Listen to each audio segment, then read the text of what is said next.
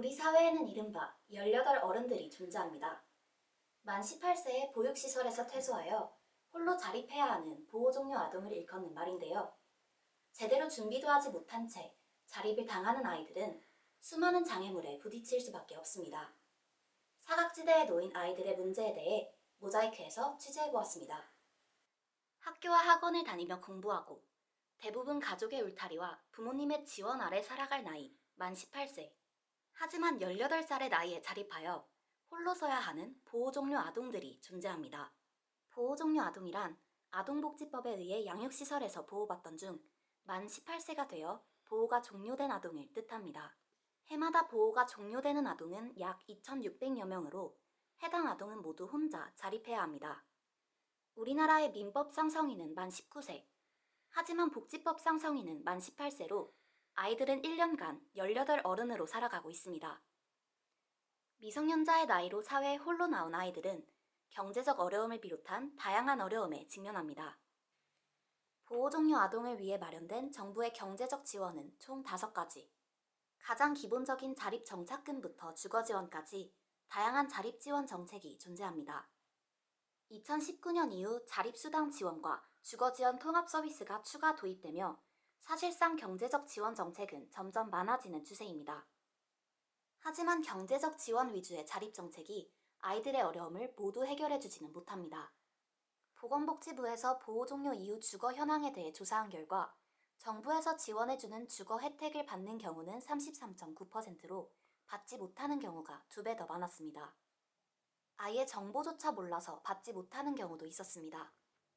네, 자립수당도 오래 있는 줄 알고 그 전에 자립수당이 있는지도 몰랐거든요.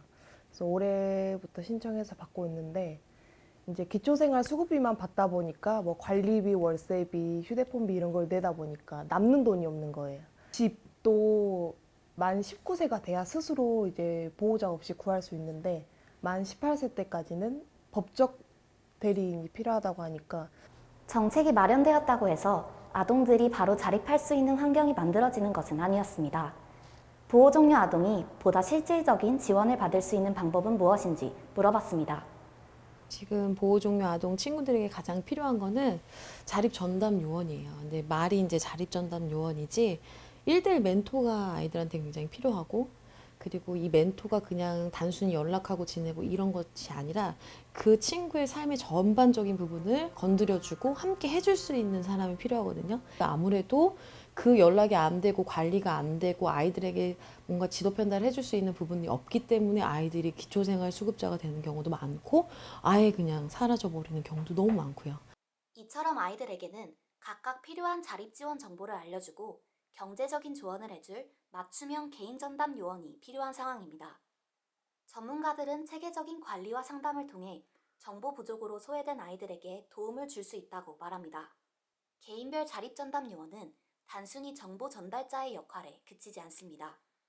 자립 후 기댈 곳이 없는 아이들에게 지속적인 연락과 정서적 교류로 제2의 가족이 되어줄 수 있습니다. 다양한 경제 지원 정책과 옆에서 도와줄 어른도 필요하지만 단순히 금전을 주는 표면적인 지원만으로는 근본적인 문제를 해결할 수 없습니다. 그래서 저는 이제 개인적으로 이런 부분들은 사실 개인적인 어떤 노력보다도 좀 더 정책적인 부분이 굉장히 많이 필요한 부분이다라고 생각하고요. 시설 아동들을 취업을 해주기 위한 어떤 기업의 인센티브라고 하는 것들이 많이 주어질 필요가 있겠죠. 직장을 들어가는 데 인센티브가 중요한 게 아니라 장기적으로 직장을 갖고 있는 시설 아동 출신들에게 정말 지원해주는 그런 인센티브들도 굉장히 중요합니다. 보호종료 아동의 취업은 이들의 생계와 직결됩니다.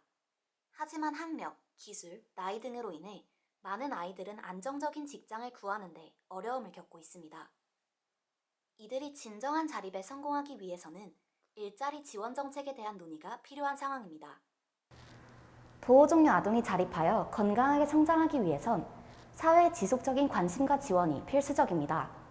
단순히 경제적인 지원 정책으로 대응하는 것이 아닌 실질적인 제도 마련과 법적 논의가 필요해 보입니다. 모자이크 뉴스 권혜영입니다.